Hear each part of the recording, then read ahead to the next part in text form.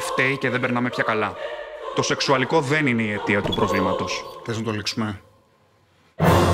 Αφού μέσα σου δεν είχε λήξει η ιστορία. Για τον Πάνο δεν είχε λήξει, για μένα. Μπορεί. Όχι μπορεί. Ο Πάνος είναι... καλό παιδί φαίνεται. Κάρμεν! Για σέξο! Μεθαύριο φεύγει. Θα την πάω να ξανά ησυχάσει και αυτή και εγώ. Τα σκυλιά είναι ευθύνη.